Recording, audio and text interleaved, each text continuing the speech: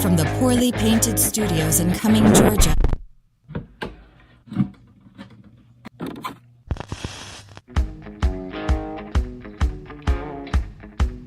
Coming to you from Freedom Land Studios in Texas. This is the Chuck and Zee Show.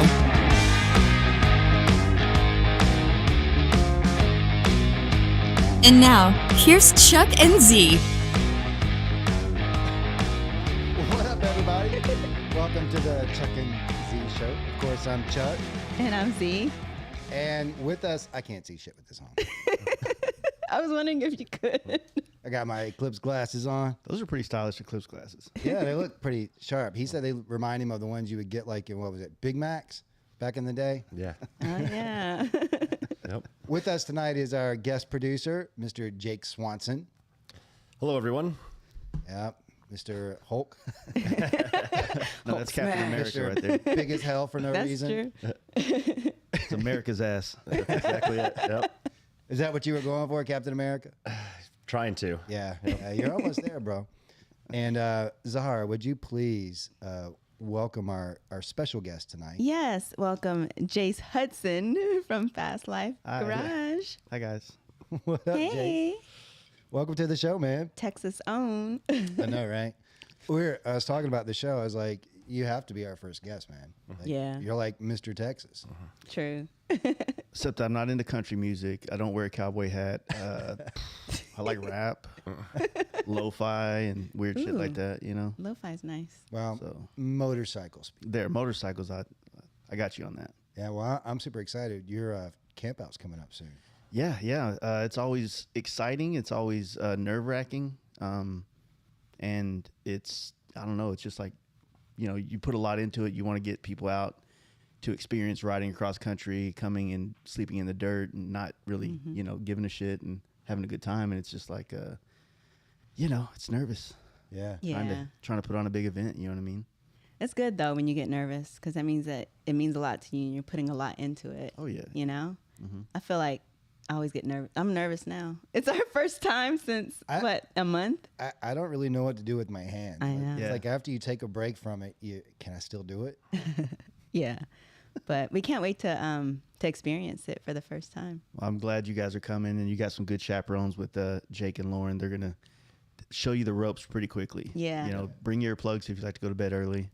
That's the main thing. And it's a good time, man. It's great riding. It's, you know, as Adam Sandoval's always very eloquently said, that it's the best riding in between the Smokies and the what's those other big ass mountains? Oh, the Rockies. Yeah. Rockies. So it's like, and it's actually, he's not lying there. It's pretty damn good riding. I mean, there's obviously Missouri and Arkansas, great stuff, but the Talamina Parkway, which is close to where we have our camp out, leads into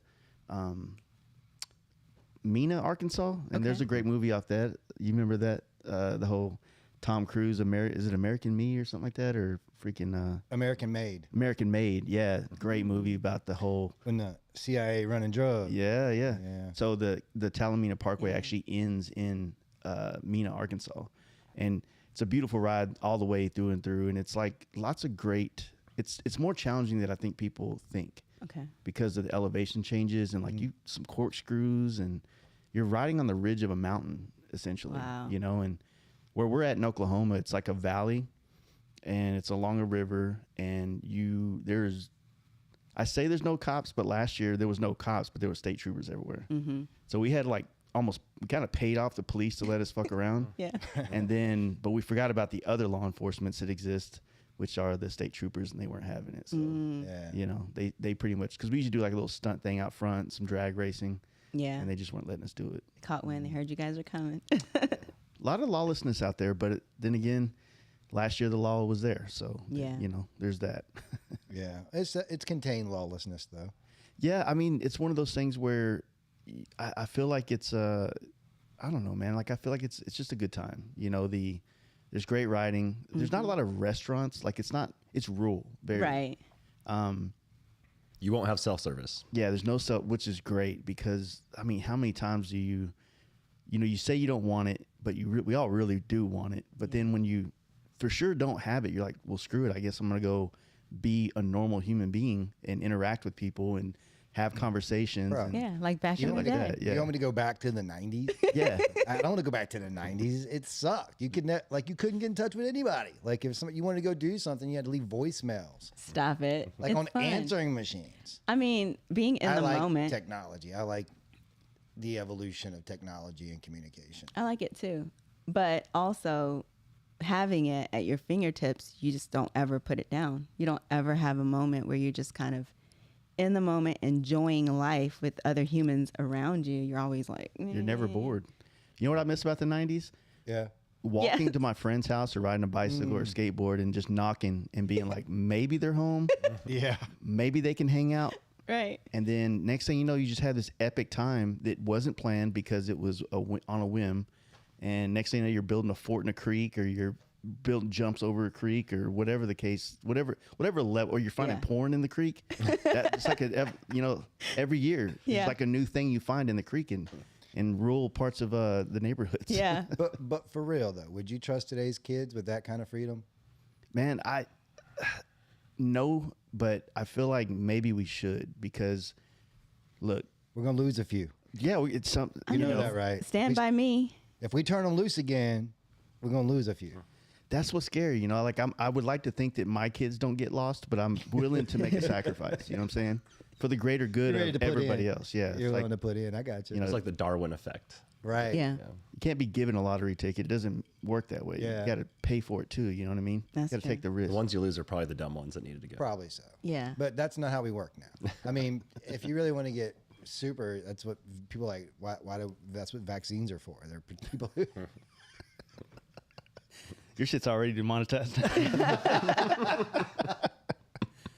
Look, I would like to. I mean, You they can can say have the their F word, dollar. but you can't say the V word on Oh, YouTube. really? Isn't just, that crazy? Just saying it will get you. A little- Yeah. Oh, it'll give you some. It'll It'll flag. alert the algorithm, and then he'll start. They That guy. That guy. they them whatever it's called. Oh, they messed it up too. So. Is my favorite Darwin. Have you ever heard the Darwin Awards he mentioned? Have you ever heard the one about the guy who tied the weather balloons to his lawn chair? Yes. Dude, this guy, so he won the Darwin Award. You know what the Darwin? No idea. For those who don't know, the Darwin Awards is like every so often they release these awards for people who cause their own death in the dumbest The way. dumbest ways to die. Right? Basically, right? And so they there's actually this super morbid site that gives out awards for this. And one of my favorite ones is this guy tied 4 weather balloons to his lawn chair, and he anchored it to his Jeep. And then when he cut it, it shot up to like 10,000 feet. So he's like in airplane lanes, right? But he had a great idea for how to get back down. He just Shoot him down. with a shoot one of the shotgun? balloons with a BB gun. Oh, a BB gun. Yeah, it just went. He shot, That's so sad. and it tipped him out immediately. He wasn't even strapped into it, so he won. He won the Darwin Award. That's It's pretty stupid. that's a great way to like commit suicide. Yeah, Yeah. I mean, if you're thinking about know- like some crazy, you're gonna win an award. you'll be talked about on a podcast at some point in time. That is True. true. You know. That is true. He did win. He did win. He won. He won at the end. Multiple I'm talking times. about him. So I wanted to ask you, Jace. Obviously, we ask a lot of questions about you and where you come from and all of that. But the Fast Life Camp Out, how did that start? It started at the bike night that you guys came to about 2 weeks ago. Back in 18. Shortly after we started our podcast, we started hosting a bike night at the old spot in Deep Ellum, Texas called Anvil Pub. And literally it's like 8 of us that showed up, and we all kind of like became very close over the course of a couple months, seeing each other every week, you know, hanging out, and like a play on, you know, words, or, you know, play on it. We used to call ourselves the Anvil 8, kind of like the first 9 or whatever from like Sons of Anarchy and shit. Yeah. And, Original 9, wasn't it? Huh? Original 9? It was first It 9. was, yeah, it was the first 9, and then, you know, whatever. But we started like doing that, and then I had already kind of traveled the country quite a bit. I was kind of a year out of being in a motorcycle club where I used to travel a lot, and, you know, sitting around having beers and just, you know, getting to know each other. It's like I start, you know, hey man, you guys ever ridden anywhere? You know, you want to go do some camping and stuff like that, and we used to have this thing in Texas called Giddy Up. It was absolutely one of the most amazing events that I still to this day feel like I'm talking about it more than ever the last year. But that was my first ever motorcycle camping experience. And the way that the vibe was at the campgrounds of that show, like as proud as I am of our camp out and how people come out there and make their little areas, their own little communities, if you will. Giddy Up was just on another level, man. You know, we would get our setup, campfire, and everybody would just be there. And then after, you know, like, hey man, let's get a couple beers in our pockets, go walk around and see everybody else's shit and meet people. Yeah. And get to know more people. And that was just always this amazing experience. So, but that was more of a chopper event. Okay. You know, so we wanted to, like I said earlier, take things from that I thought were an amazing experience and kind of palette it to a different audience that wasn't quite in that scene, right? So, and cut out all the show aspect, no vendors, no bike show, none of that stuff. Yeah. And, you know, we kicked it off in the first year, there was like 40 of us, you know, and then the second year, there was like 80 of us. Wow. And then the third year was 2020, and it was Daytona got canceled, and then there was kind of like nothing. And then our camp route's always been at the end of April. So we're like, man, like I'm still fucking going. So, social distancing. You know, and we ended up having like our biggest one yet at like 200 or 300 something people that Holy year. cow. So, that's awesome. You know, and then since then it's just kind of grown, and it got pretty big. Last year and the year before it was like around 1,000 something people. And it was a great time, but the intimacy of what it was originally, I do kind of miss that. Yeah. But at the same time, like I'm not going to be like, all right, once we hit 600 people, you're screwed. You know, you got to go. But, you know, we're just trying to keep what was pure about it alive, if you will. But yeah, the friends at the bike night, you know, we all kind of came together to kick it off. So it's interesting. We talk about this all the time. When you get, what is it about bikers that you get a couple of us together?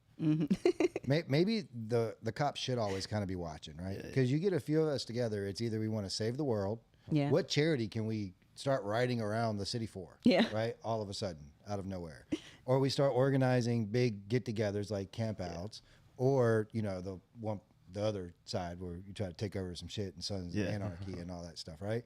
So, but what is it about bikers that when you get us together, that's where we go, is we want to build something? I think that, you know, to chime in on that, I think that is because naturally we're all looking for some type of community, some type of like tapping into our tribal instincts of wanting to create a smaller group within a world, with this big world we live in. And sometimes people have that in their workplaces, or sometimes people just have that naturally in like a big family setting, you know? Yeah. It ends up being cigar clubs. It ends up being, you know, softball teams. So true. You know, all these Kickball. other things that people do that they, you know, like become their like tribal little, you know, communities. What's good about bikes and motorcycles in general is how many different walks of life can be sitting at a table, different tax brackets of people, and not even that doesn't matter, doesn't care. It's just like, you know, just we're all sitting here talking about this common interest about riding and, you know, maybe certain parts or maybe certain types of bikes. And that's what is amazing about motorcycling, in my opinion, you know? Yeah. I've never been really tribal overall about the type of bike. I've been more tribal about bike. Yeah. You know, like I say it all the time. If I could own one of every bike, I would. Yeah. Interested, listening to how much it's grown. I've experienced this in something somewhat similar, and I know that you've experienced it. I used to coach youth football, and I had a big association where I had like, at one time we had 9 different teams, and you know, like 200 players, and then all the parents that were all involved in it. And I did that for 8 years, and at some point you started off as, I feel like I can give these kids a better experience learning how to play this game. And then somewhere around year 4, when there's 200 kids, 400 parents, all the association stuff, it's somebody else's thing now. It becomes different. It becomes somebody else's. I wanted to do this. Now it kind of belongs to the people that I did it for. Yeah. And at some point you kind of go, God, like, because whenever you said that earlier, you kind of missed the intimacy of the original. Yeah. Whenever it first so started. True.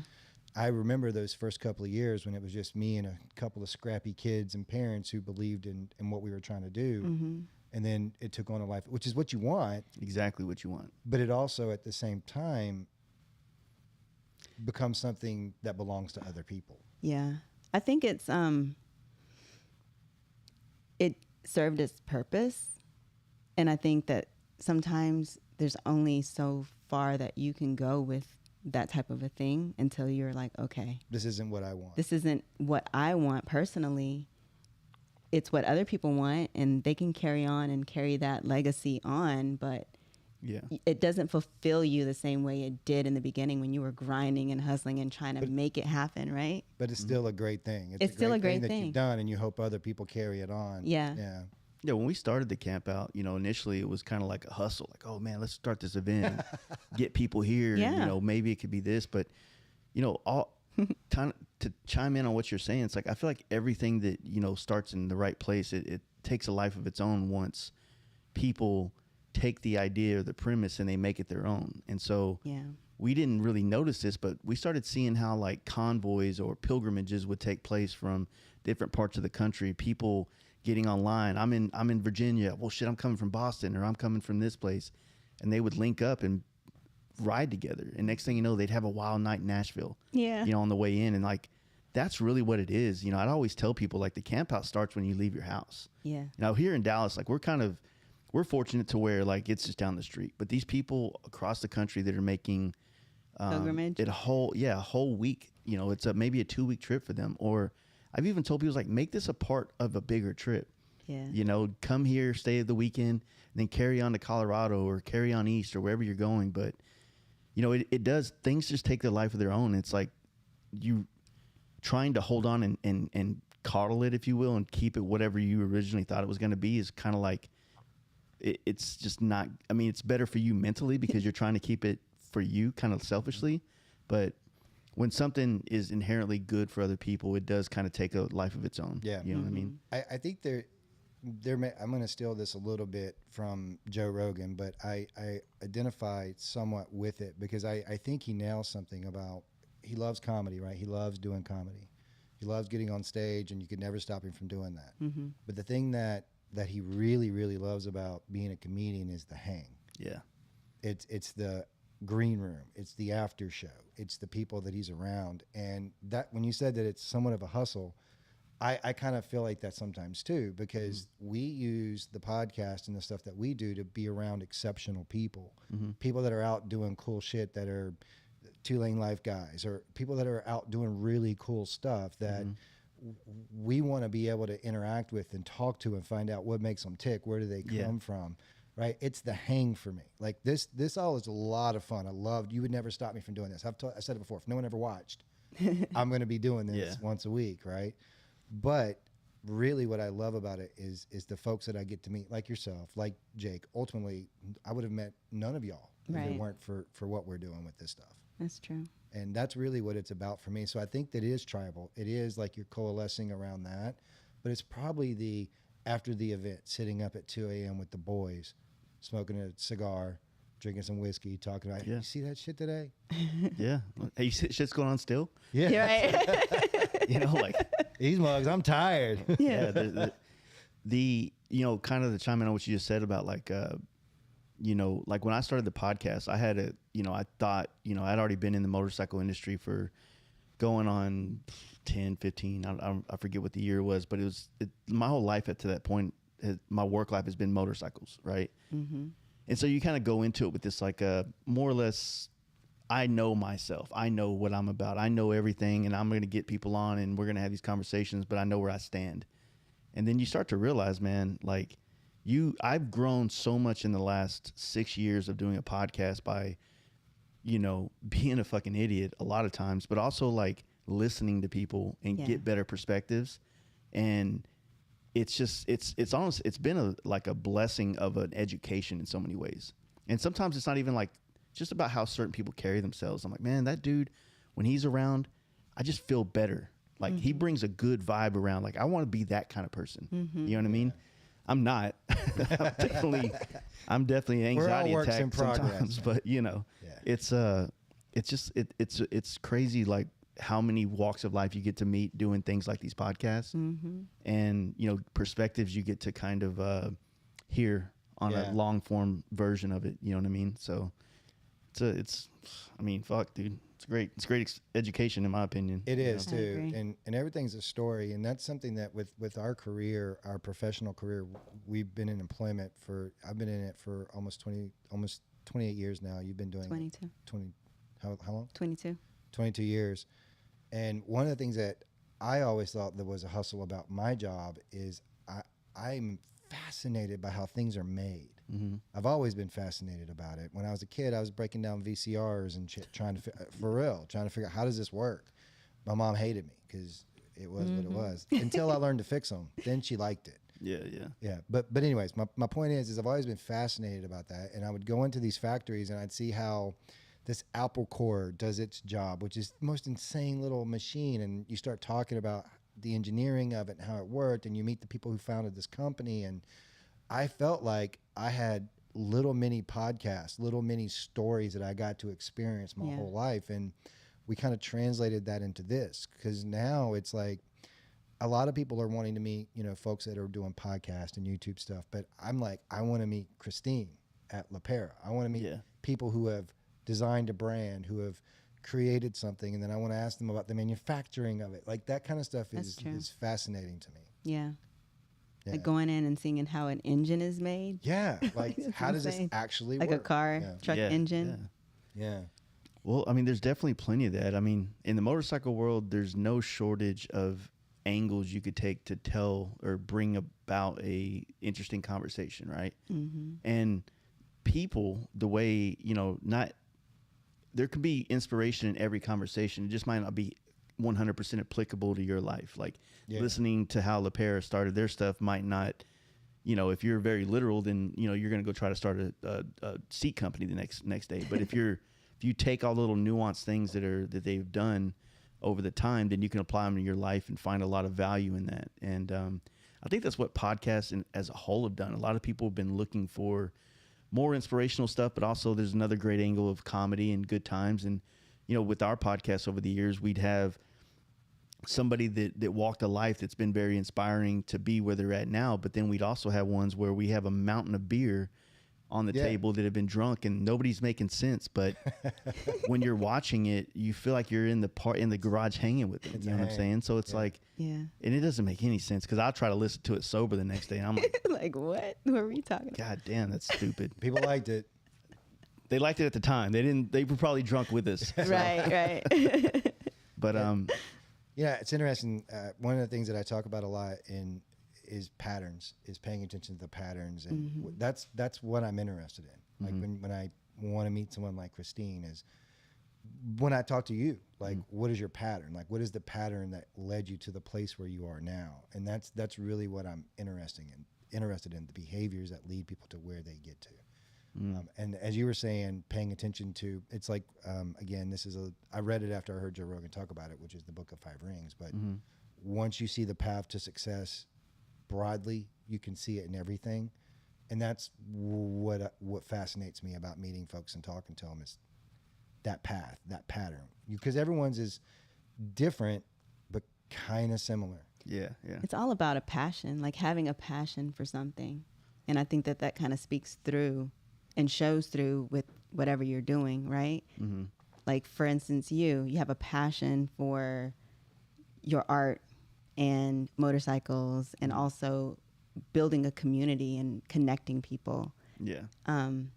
And Two Lane Life, they have a passion for going out on the road and meeting people and kind of bringing the community to them and meeting, having all. So, and for us, I think it's just about meeting cool people and listening to stories and having great conversations with people.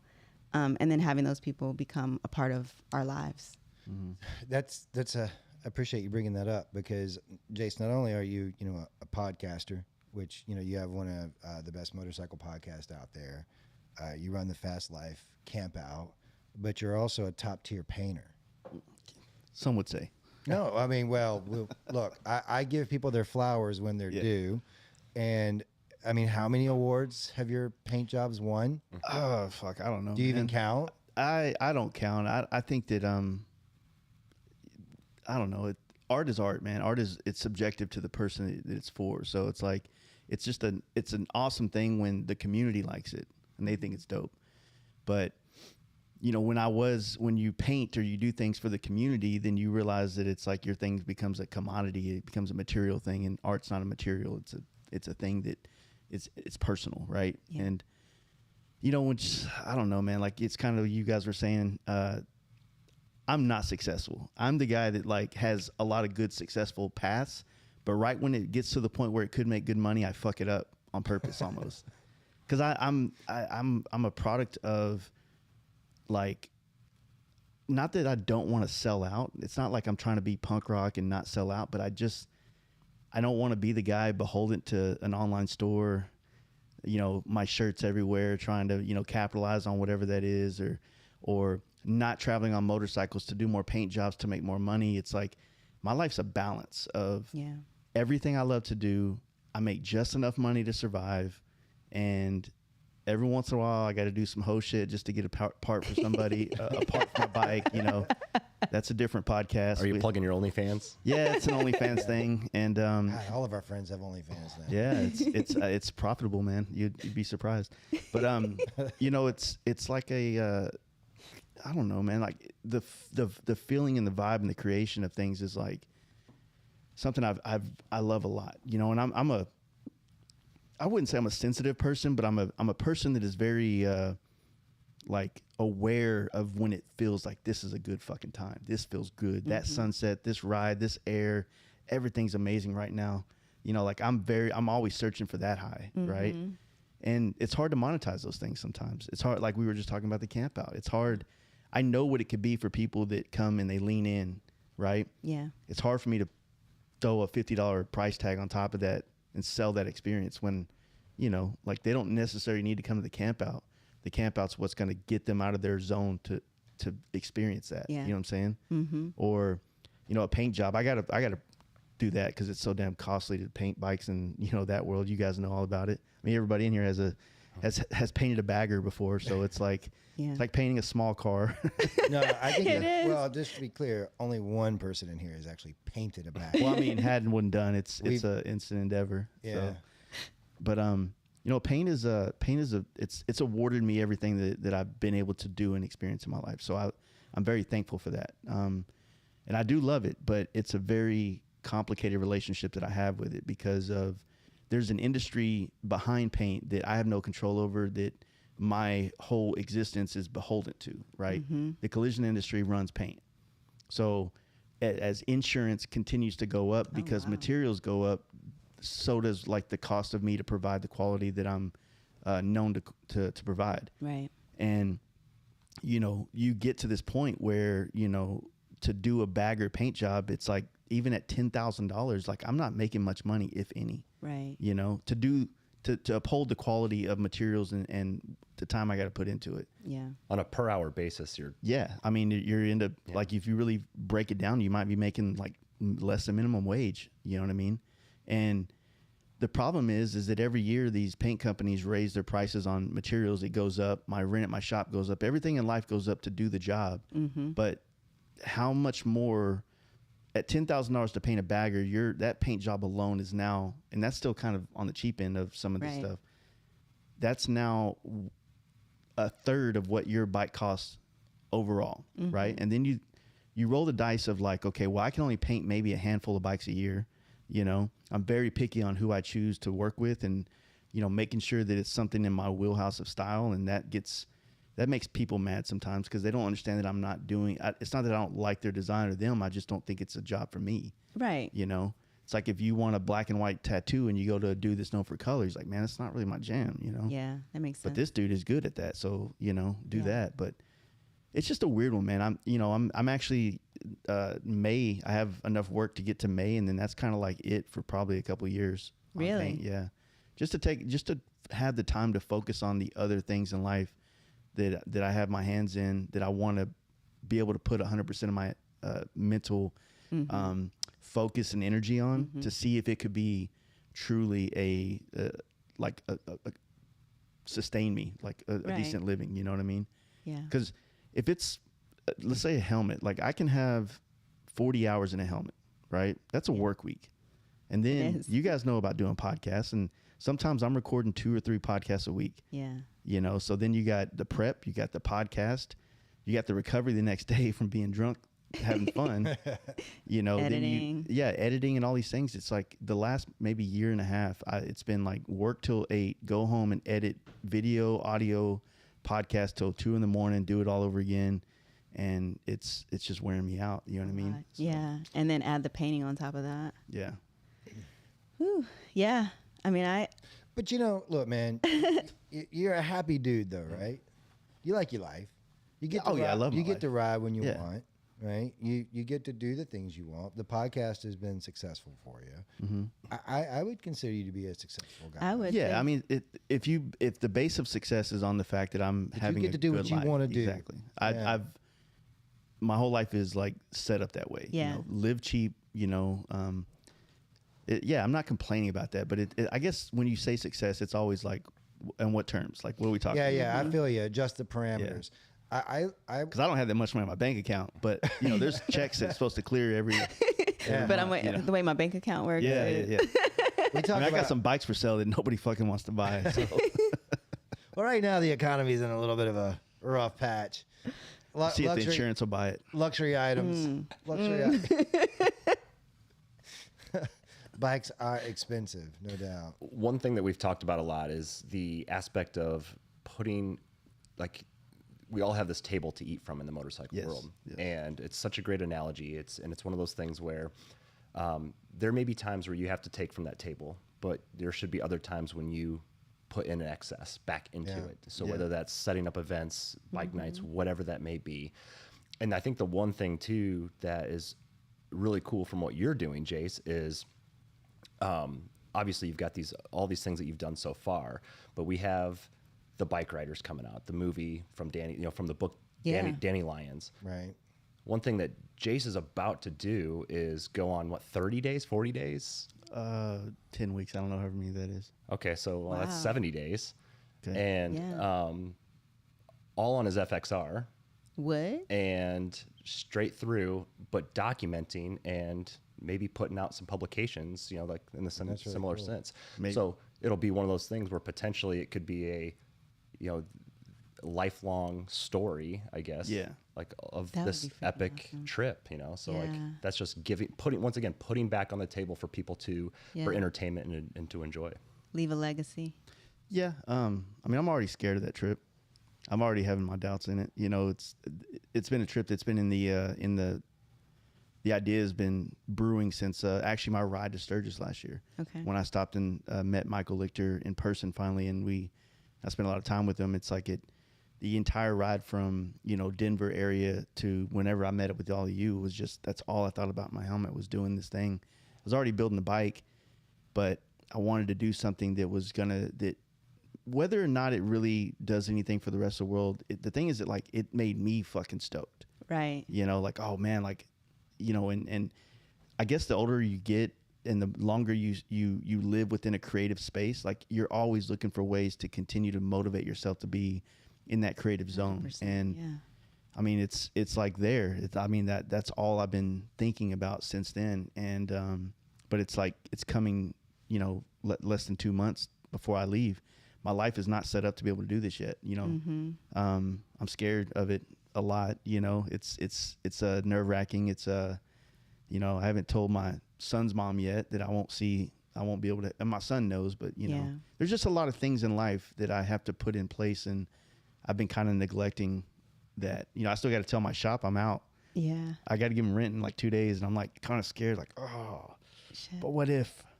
No, but like take that leap though, That's because what I- like it's yeah. the unknown that I think that's what you're scared of, right? But it's also what the possibilities could be that are so Yeah. amazing. I think like us taking a leap, it's not the same, but just moving cross country, It's hard. Yeah, it was.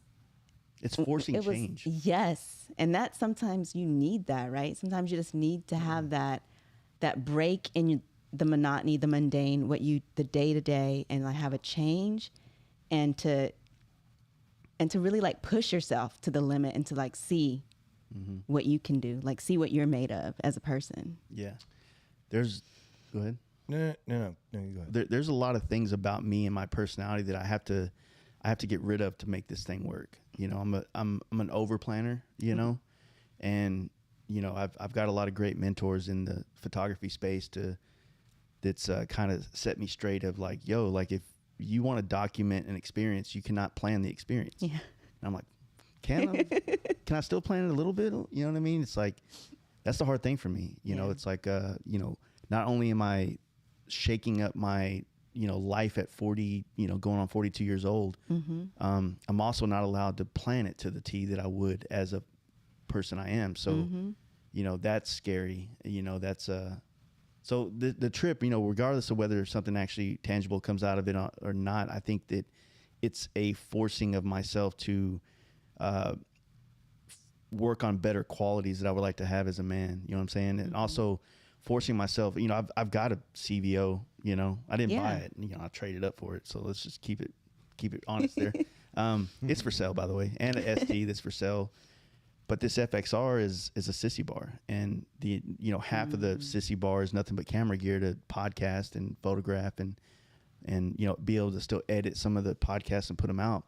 And then the smaller bag on the back is a rain suit, a hoodie, you know, a little jacket in case it gets cold, you know, a hammock, you know, 5 pairs of underwear, 2 pair of pants, like one, you know what I mean? It's like, it's almost like a minimalist kind of thing of like me breaking, you know, I have a retail therapy habit where it's like, I'm feeling down today, I'm gonna get me a pair of new Air Maxes or something, you know? Next thing you know, I got to identify. You know, I identify with that. So there's just like a lot of things that for me, I think it's like something it would have been better if I did it at like 19, Right. you know, to maybe learn how to live off less. But, you know, it's kind of, I don't know, maybe, I don't know what's going to happen, you know? Yeah, it's interesting. Exciting, though. I always, Jerry Maguire is one of my favorite movies from the 90s.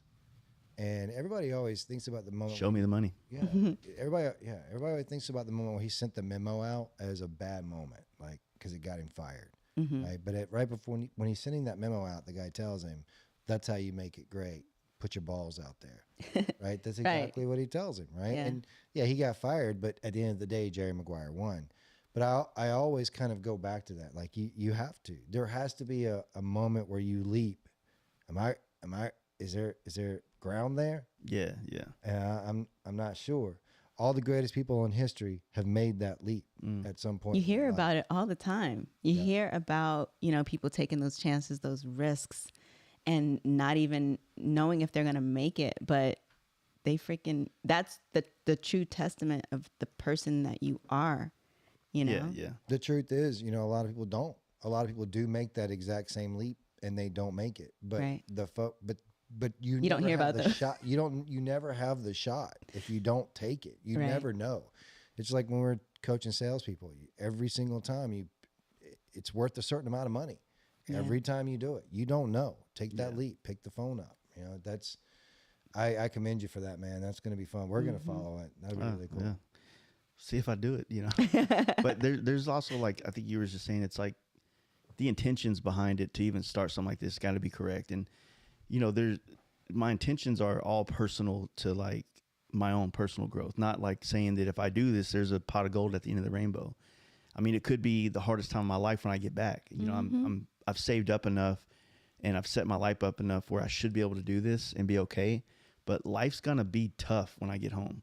You know, no shop to just take another helmet in and go paint and make a quick couple grand. Like it's going to be difficult to kind of navigate it. But I'm hoping with the free mental space, like I was saying, by not being stuck in a shop, making sure that I'm, you know, taking care of all this stuff, I could just, you know, see other paths that might be there. They're too foggy to see, you know? Yeah. So the intentions behind this are it's not about trying to do something that's going to make me rich. It's not about doing anything to project to the world, like, look at me, I'm taking 10 weeks off to go ride motorcycles across country.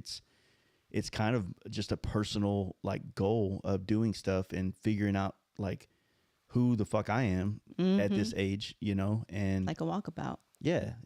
And so I don't know, like I've been kind of keeping it close to the chest, just not to, you know, project it too much out there because it's like, you know, I might be able to have an escape if it didn't kind of like pan out, you know, but you know, I don't know. It's exciting, it's scary, and those two things are the reason why I want to do it. I mean, like I saw you guys last Saturday, not this past one, but the one before up at Texoma at the thing. And I rode from my house to there, which is, you know, a little over 100 miles. Then this past weekend I went to Austin. Yeah. And my ass hurts, dude. That's just like 200 miles. And we're talking like this bike's going to go probably 10, 14,000 miles over these 10 months, you know, coast to coast. I've never done an ocean to ocean. So that's another thing I want to do. Wow. Part of me wanted to see if I could do all the lower 48 in this, but it's just not feasible because I'm not going to be on the East Coast as much as I'll be on the West Coast. And that's just because the West Coast is more laid out with like events that I'm trying to hit. Yeah. And I know more people on the West Coast, so there's more couches I can surf on and things like that. So, but I wish there was like another 2 weeks of time in this 10 weeks that it could be on the East Coast. Otherwise, I'd 100% try to do all 48. Wow. So, listen, man, if you sneak one of those air seats underneath your ass, no one's going to judge you. No one's going to say anything about it. Yeah, I don't know what I'm going to do. I'm just what kind of seat do you have on? Is it? It's a custom made seat. Okay. Yeah. So the gel or I don't know. I mean, it's a great seat. A good buddy of mine made it. We used to build a lot of baggers back in the day. He would always make the seats for it. And then we got into performance bikes. You know, it was kind of like no point in making a custom seat because of the style was, you know, the 2-ups and the step up seats. Right. And, you know, I've always been a Lucky Days fan of how that it's like his seat just fits my ass so well. So, you know, but, I don't know. I mean, I think that if you drive in a truck across the country, your ass is going to hurt. Oh, hell yeah. You know, at least the trucks I've actually owned. You know, I don't know about these ones that got air conditioners for your butthole and stuff like that. I don't know about that. You're talking about my truck. Okay, yeah. That's weird.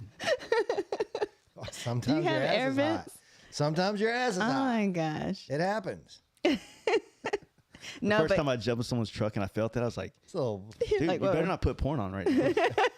sorry, I felt about a bidet. First time I experienced a bidet, I was like, "What was that?" Do it again, please. Just kidding. Spend the whole night there. Well, I do have another question for you, man. We started the podcast because we love riding, ultimately, right? I love motorcycles. Do you like motorcycles? Let's talk about motorcycles. That's really why we started. What is it for you? Like I have several moments that I can kind of look back to through my riding career. Goes, this is why I fucking ride. But I can always go back to a specific moment when I was young where an uncle put me on a bike and I was like, fuck, I want to be a rider. What is it that gets you on a motorcycle? What are the reasons why you ride? Nowadays it's just a wanderlust, you know, and that wanderlust is extended to the types of people that I've met being a motorcyclist. Initially motorcycling was a job for me. So it's like, it was all, you know, in that space. Like, you know, I worked in the motorcycle industry. So to me, riding a bike was about putting myself in the best position to get paid. You didn't ride a bike before you got into the industry? No, I took a job, literally 20 years ago in January of this year. So January would be 20 years ago. And that, you know, within 2 months I was into import cars, like drift cars and stuff before that. Yeah. And so I sold the car that I had and bought my first bike on Valentine's Day, 2004. It was snowing outside. The guy brought it over to the house. It was not snowing. It snowed the day before. And I remember letting it get out of hand in the parking lot of my apartment complex. And then I went back upstairs and stared at it in the window like, this is not a good idea. You know what I mean? But no, there's so many waves of like the feeling you get on motorcycles that I think that, I've been talking about this a lot lately and I might chime in on it here. You know, when you first start riding, you just want to ride. It doesn't matter for what reason. Oh, you need anything from the store? Yeah. Stickers? Yeah. I'll be right back. Yeah. You know what I mean? Sure. You need milk? Anything you can do to get over that bike. And then like that does go away, right? It goes away. It does become like, you know, mundane. It's for some it's quickly, some it's later. But what I've noticed in my 20 years of being heavily involved in the motorcycle scene, especially here in Dallas and in the industry, is that you have to be willing to adapt. And when you get interested in something else in the world, you have to be willing to go try that. You know, a lot of times, especially like when we say this a lot on the podcast, and I think I might be able to say it better here. because I've said it 1,000 times and maybe I've gotten good at it You got so it far. nailed But down. It's refined. it doesn't matter what type of bike, whether it was a fat tire billet chopper in the 2000s, a big wheel bagger 10 years ago, or the performance bagger now, or a Dyna, whatever it is, like these bikes get you into the groove of this. You know, they get you on the record and spinning around it. But whatever it takes to keep you on this, it gets hard because all these things come and go. They don't necessarily die. They just kind of come and go, right? There's still dudes out there building big wheels, riding them, having the time of their lives, and you can't tell them shit. So true. So it's not about the height or the low of the scene. It's about you as the rider being honest with yourself and staying interested in something, right? So if you're on a big wheel, but these Dyna kids are doing something that looks kind of fun, go buy a fucking Dyna and go try it. Don't think of it, as a downgrade. Now, once you have a Road Glide, you can never own a Sportster. I just bought a Sportster last week. Yeah, I want a Sportster. An 06. You know what I mean? You like did? it's all, yeah, it's not about like, you know, motorcycling and money, it goes hand in hand. Just like racing and money, just like anything else, boats and money. Yeah. You know what I mean? It's all the same. There's always going to be someone that can afford to do the shit that you can't. But it doesn't mean that you can have, that dude has more fun on bikes than you do. That's true. So it's what you do on your bike, and you ain't got no money. Well, I mean, if you ain't got no money for gas on the bike, you probably don't need a bike, right? Let's just be real. But if you can't afford to go spend $80,000 building a custom bike, then just go ride your bike. Yeah.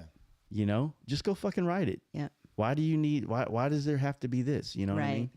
And it's funny. That's funny that you say that. 'Cause like we've been through several different styles of bikes, you know, most recently the built Road Glides. And now I'm just like, I'd be happy on a Sportster. You know, I want to build it. I personally would love to like have a chopper. yeah. You know, to see how that. I'll get you your first beanie. You know, that's awesome.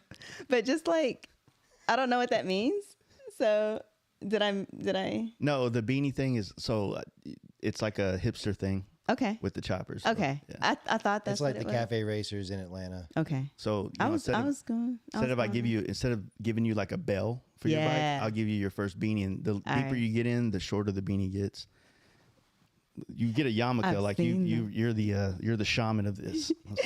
I've seen those. But But like, it's the passion for the actual activity that you're doing, right? Yeah. And I love my bike, but like you said, it comes and goes, like the passion that you have, like the excitement of like, yeah, I want to get it. And it goes as you age, right? Yeah. It's like, it's too cold to ride out today. Oh, trust me, I don't like riding cold either.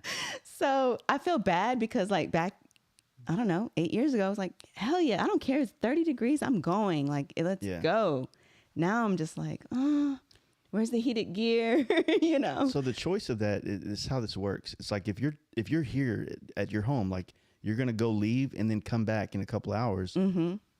Yeah. Why would you want to go ride in the rain? Like no one's going to actively like, I want to go ride in the rain today. The rain gear is not for the local riders. The rain gear is for the people traveling. So when you travel on motorcycles, it forces you to experience these things. Yeah. And those experiences are, you know, you'll hear Joe Rogan say, you'll hear everybody. I'll tell you that the harder the trip is, the more it shapes you and you talk about it in life. I agree with that. And so when I tell people about taking trips and okay, as a good example, like it could, you know, what I said a while ago about the bike, you know, you're into this bike and then you want to get into this bike, but it's also what you do on bikes that make a difference. So there's an experience of building a bike, and there's an experience from like the customer side of it, the excitement of like seeing the things that you want to do, working with the builder, getting it together, doing it. And, you know, that's usually something that, as a good friend of mine, Joe Kids, always said that a lot of people have the time, they don't have the money when you're young, right? Yep. And then when you get old, you have the money, but you ain't got the time. Yeah. So what happens is you end up having a lot of nice bikes when you get older, but you don't have the time to go do the things on them that maybe you would like to, or maybe that the world thinks you should be doing or whatever. But I always say that like motorcycle traveling whether you're riding to Sturgis, you're riding across country for any kind of purpose, whatever, it's an acquired taste. It's not for everybody. It's not like, well, you don't do this, so you're not cool. It's just an experience that I think it'll grease the gears long enough that you don't really pay attention to the type of bike that you're on. Mm-hmm. You might want to like dial in a little bit better for the experience on the road, but you know, it's just something that I think that a lot of people shy away from because of it being a very hard challenge, whether it's getting the time off of work or the fact that you probably will go through some parts of the country that are going to kick your ass. Yeah. But those challenges, like they present a better, fulfilling experience. Yeah. And I know it fucking sounds counterintuitive, but it's 100% the truth. I agree with that. Every time I've been on and I haven't gone like cross country road trips, but we've done like 7 hours, 8 hours, you know, one way. Yeah, yeah. And anytime we're like challenged, like a downpour or something like that, It's always what we talk about. it's what we talk about. We don't talk about like the sun was shining. Yeah, we do. The sun was shining and we were able to like cruise down A1A or whatever. But it's, we didn't pull over and put the rain gear on and now we're freaking soaked and we're sitting in a diner cold as hell. So you rolled the dice. You thought that storm was going to last 2 more minutes. And Exactly. 30 minutes later, you're fucked. Yeah. But it's those memories that you carry near and dear to your heart, right? But you also, when you do these kind of things with like either, you know, like you guys have each other, you know, husband and wife combo, or you have other friends, like you have friends that are going to push you because you're going to want to stop. Like, fuck this. I'm tired. But then you also want to be the bitch of the group because everybody else is like, no, I want to get to like Laramie, Wyoming tonight. Yeah. Because then tomorrow's going to suck if we stop right now. True. So there's like this aspect of like people pushing you. It's like what I imagine like maybe Jake deals with when he works out. He's like, one more fucking rep. You want a flat ass, dude? Like, You want No, a shelf. it's true. You want that shelf? Exactly. You want that shelf? You got to do another squat, bro. No one's going for a flat ass here. Yeah. Well, that's actually one thing that I really dig about the group that everybody cultivates their group, right? We've got different groups for different types of riding, but when it comes to the core group of folks that I'm riding with, going to Sturgis with, yeah. I really dig the fact that they're all real riders. And I know that sounds very gatekeepy when I say it, real riders. Yeah. But they're people that are, it's like the people Down that for when- whatever. Right. They're there to ride and they love fucking motorcycles. And they Yeah. don't really give a shit about, oh, let's stop for this because I got to get my Instagram or whatever. We all do it. We all do this stuff, but we're doing it for the experience and not for the exposure, if that Yeah. makes Yeah. sense. But then you can also rely on those people. Like if some shit happens, somebody's bike Yes. breaks down, you know, you Real have those dogs. people that are going to stick with you and kind of ride Not it out me. with you. Yeah. No, you're out. No, you AAA when we leave. If we can't fix it on the road, Well, I'm you gonna know, make sure you get to the next town. Yeah. But then you're not fucking but on my that's still vacation. no. I know what you're saying. But that's still I like know what you're saying. being Yeah, real no, and being I won't leave anybody in the side. exactly. No, but no, like we've had experiences like where one of our friends went down and one of the other guys pieced his bike back together on the side of the road. Like yeah. some shit he found on the side of the road. And we went, MacGyvers, you got to have MacGyver on every trip. that's what I'm saying. You do. But I like that. I like that we have real folks who like to ride and they ride for the right reason. And and when they're not, they tend not to be around very long. Right. Yeah. A couple quick stories too from the chat. So Tim talking about when the stories he mentions fuel cap fails on your last ride Oh my in gosh. Georgia. That was me. But I also made sure I commented back about how Chuck left his gas cap at the gas station in Sturgis. Sturgis. I did. I did. Riding down the road and all of a sudden I'm getting hit in the face with gas. And I'm Yeah. like, what is going on? I And look then, down, like, where's my gas? I think we all know this with Dwayne. He mentions how once it hits 115 degrees, he's done. Yeah. Dwayne is not the kind of dude that you can like motivate into 10 more miles. No, Yeah. he's out. Yeah. He's we out. were coming back from Born Free in California, and which honestly, one of the best show there is in America, hands down. But if you're riding to it, you got to earn it. If you're riding from it, you got to earn it, or you got to ride at night. One or the hot. other. So when we left LA like 4 a.m. I think I was late because I got drunk the night before, and they waited on me. Thank God. It didn't really matter because Dwayne bitched out halfway through. So Dwayne's a good dude, but we rode from there to Tucson, and to give him credit, he had just completely had that turbo bike rebuilt, And he was like, he went there to pick it up. He was riding it home, and the last thing I want to do was blow that motor again Right. by running it super hot. So yeah. he stopped in Tucson, and then we carried on back. I almost made it back to Dallas that day, but Are you going through the Mojave when you? no, Do that? it's just I-10, Okay. you know, which Yes. basically Joshua Tree, and then you get Yes. into whatever they call the Phoenix, Arizona desert. Okay. But I've ridden to Born Free through 40 before, going through like Death Valley and all that stuff, and it's actually through what is it, the 15 from Vegas end. Mm-hmm. It's gnarly. They got Baker. They have like the world's biggest thermometer. Yeah. It's like 120 degrees. It's like feels like a blow dryers on your hands and stuff. But you know what? Me and my buddy talk about that trip all the damn time. How rad it was. Yeah. It sucked, but it was rad. The heat typically doesn't get to me unless I'm feeling faint. Oh yeah. Then I probably will pull over. It's the cold for Just me. wait till Texas summer. Oh Yeah. yeah. That's why I'm know. leaving. You're like, I'm out. I'm not coming Yeah, back. I'm out this boot. There's so generally, like when you're warm, you can go a little bit faster to cool down. Yes. When you go faster here, you're riding in a blow dryer. It's How do an you oven. go fast here? I mean, for real. No, I'm not trying to be mean, but like we just moved here, and every road I'm on is like, Well, yeah. So from that standpoint, but like there's outside of Dallas. yeah, when you're like outside, like in the kind of some back roads and stuff like that. Yeah. Holy Yeah, I got some hell. North Dallas problems. We ain't got no traffic on my side of town. Right. Yeah. We haul ass. Well, we Oh, just have yeah. like road No, but it's quality. not. It's the quality of the Oh, road. yeah. You know what I mean? Like, there have been some, like going up to Sherman, it wasn't that bad. That wasn't bad. That was a good one. But going into Addison from here, Yeah. especially the back roads, we're not taking any toll roads right now. Like there's some We're riding side dirty. roads here where when we're going down them, I'm like, thank God we're in the truck Yeah. because it's so bumpy. I don't know And what road Well, it is. also, our land here is not. This is the reason why we don't have basements, and we're a slab. Like we build on Soil. slabs because of the soil. Yeah. It like it is moves. that what it? Okay. So roads end up like getting separated a lot more. That's why you'll see a random road just in a field somewhere. You're like, why the hell is this thing? Oh, for real? Yeah. So The quality So, of ground. It's yeah. like the temperatures, like the change in temperatures, like from really hot to cold. That's the majority of it too. Is the Wow. the extreme heat, and then also DFW is like it is the largest construction yeah. opportunity, like metroplex of. So the amount of big trucks and weight is just that's All why of those Dallas. waves on the interstate Yeah. is from the amount of semis and the heat. all of Dallas feels like a construction zone. Like Yeah. everywhere we go, there's construction everywhere. yeah. Yeah, people keep moving here. I know, right?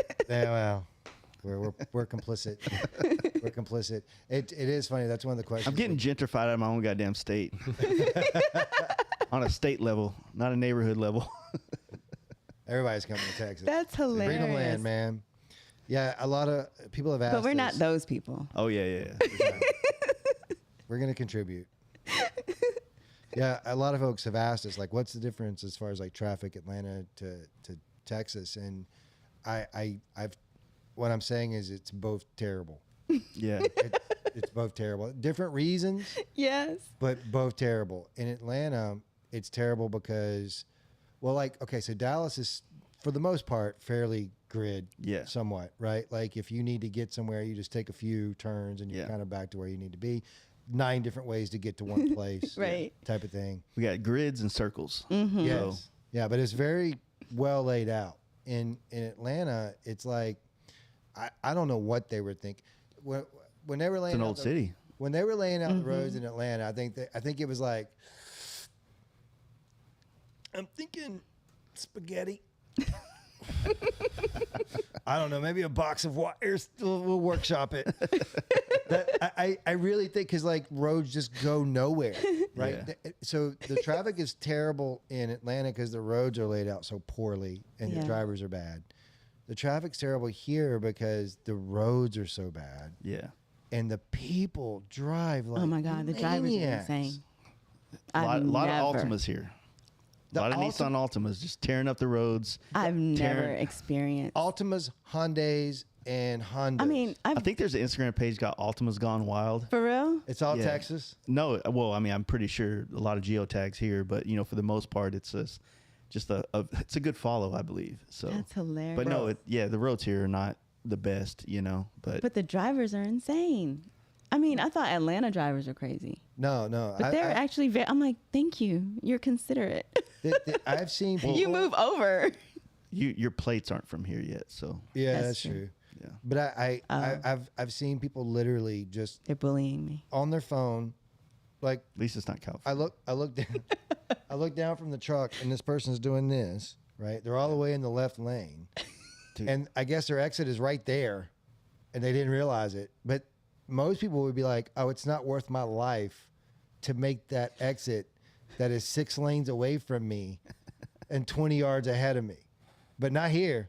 No, not here. They're like, "I got it," and they just Oh, my beer. they just whip that shit all the way across the lanes. People stomping on the brakes. We've seen 3 fatal accidents. Yeah. What I usually do is, because I like to catch up on emails, Instagram messages, and all that stuff while I'm driving. So when I'm driving with like Bro, I got work to do. 30 seconds here, 2 seconds there, 32. Every time I get into another lane and get honked, I'm like, what the fuck? I'm on my phone. God damn it. Like, I got you. I don't know. I don't even attempt to be on my phone in traffic Not here. dude, I'm like, Not here. I'm the worst at it. I'm like, what is it? I'm proper. Oh yeah, 10 and she's 2. 10 and 2. 10 and 2. I'm right there. You know those scanning. those memes about when you see brake lights, Yeah. and the wife starts screaming 30 yards away. Yeah. That's you. Oh my god, oh my god! It's like as soon as they hit the brakes, oh my god, oh my god, oh my god! I'm like, Zahara, I saw it. I got it. You have this big truck and it's a small Altima. It's usually an Altima or a Hyundai or a Honda. Yeah. I've noticed that. So I think Tesla drivers, at least here, are overtaking BMW drivers as the most jackass drivers I'm around. Yeah. Yeah, for sure. On my side of town, it's mainly big trucks, but you know, I don't know. Like I'm when I'm on my bike, I'm just aggressive. I always ride 10 miles over the speed limit You just have to. as a safety Yeah. of cutting out as much of what could happen behind me as possible. Living on this side of Dallas, like the north side of Dallas, is like the heavy population. So you're a lot more like possibility of getting hit, getting ran over, you know, whatever. Yeah. Than like my side of town where it's like, you know, we got space. Yeah. We do have traffic every once in a while, but it's like rare. Something happened. There's a helicopter involved. You know what I mean? Like that's why we have traffic, not just like, Right. oh, Yeah. you know, everybody's Just trying to because take so the many same cars. exit. Yeah. You know, and there's 4 cars waiting to cut somebody off to get into that one. That's usually me. So I'm gonna snake this motherfucker. Watch. I'm just playing. Just trying to be an asshole. Well, Jace, brother, listen, man. I want to thank you so much for coming on the show, Yeah, for welcoming us to Texas. Yeah. It has been quite the adventure. So much has happened. We're probably going to talk a little bit about the escapade of actually getting to Texas next week. But I really, really, really enjoyed having you on the show. Yeah, for sure, dude. Yeah. Thank you. Enjoy hanging out with you outside of this, and can't wait for Sturgis this year. Can't wait to follow your trip. Obviously, go ahead and give everybody all of your social media where they can find you at, if you give a shit. Oh yeah, I mean the Fast Life Garage is like the catch-all be-all of all the stuff that we got going on. So if you follow that, then pretty much you're in the know. Cool. So, Awesome. And Fast Life Campout is May 2nd through the 5th at the K River Campground, okay. not Crampground. Cramp around. It's in Moyers, Oklahoma. It's in the southeastern part of Oklahoma. Yeah, just come out. You don't have to pre-book anything. You just got to show up, pay the camping fees, and you know, set up your tent and have a good time, or you know, bum a RV with somebody else, or sleep on the ground if you're a real man. Yeah. You know? Yeah.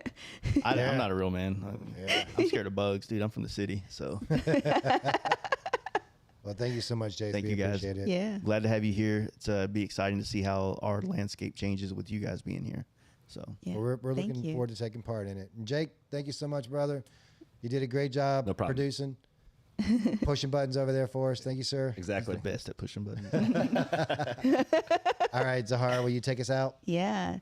Remember to like and subscribe on YouTube, Chuck and Z, and see you next week. Yeah, shiny side up.